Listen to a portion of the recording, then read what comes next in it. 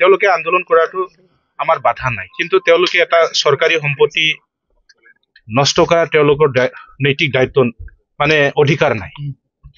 সেইকাৰণে মই গৰিহণা দিছো তেওঁলোকক, আৰু প্ৰশাসন বিভাগলৈ মই আহ্বান জনাইছো তেওঁলোকক অতি সোনকালে কৰায়ত্ব কৰক, যে এটা আন্দোলন কৰাৰ নামত তেওঁলোকে এটা মানে কি ক'ব, এইটো তেওঁলোকে ভাইলেশ্যন কৰিছে।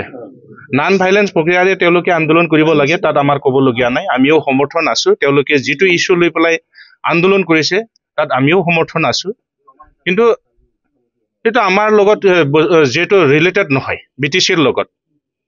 তেওঁলোকে ষ্টেট গভৰ্ণমেণ্টৰ লগত আলোচনা কৰিব লাগিছিল, ষ্টেট গভৰ্ণমেণ্ট আৰু চেণ্ট্ৰেল গভৰ্ণমেণ্টৰ লগত আলোচনা কৰক, যিহেতু ফাইনেল অথৰিটিটো হ'ল চেণ্ট্ৰেল গভৰ্ণমেণ্ট। আৰু ইয়াতে আমি দেখা পাইছো যে তেওঁলোকে যি ধৰণে আন্দোলন কৰিছে যোৱাকালি, জাঠি জং লৈ পেলাই মানে যিটো আমাৰ এছেম্বলিক তেওঁলোকে এটেক কৰিলে, ইণ্টেনশ্যনেলি তেওঁলোকে কৰিছে।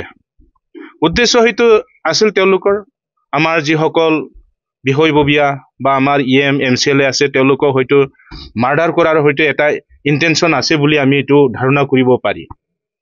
আৰু মই এইটোও ভাবোঁ যে যিহেতু আমি আন্দোলন কৰি পেলাই আমাৰ বড়ো ভাইসকলৰ তেজৰ বিনিময়ত আমি এই BTCটো পাবলৈ সক্ষম হৈছোঁ, এই যে BTC এছেম্বলি ইয়াত বড়োসকলৰ তেজৰ বিনিময় আছে, গতিকে তেওঁলোকে অপমান কৰিছে, আমাৰ শ্বহীদ ভাইসকলক তেওঁলোকে অপমান কৰিছে।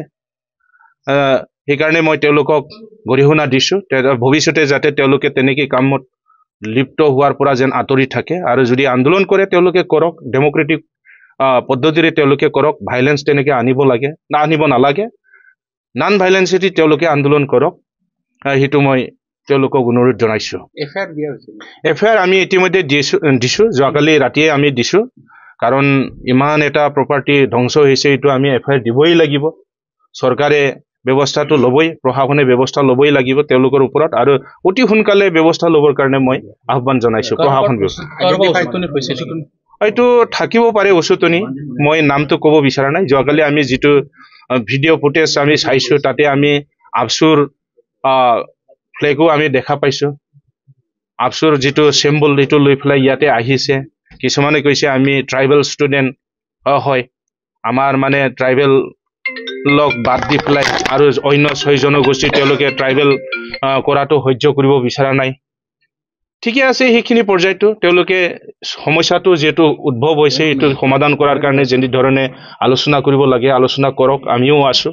কিন্তু এই পদ্ধতিৰে কিন্তু আন্দোলন কৰিলে ফলপ্ৰসূ নহ'ব, আৰু ইয়াৰ পৰা আঁতৰি থাকিবলৈ মই তেওঁলোকক আহ্বান জনাইছোঁ।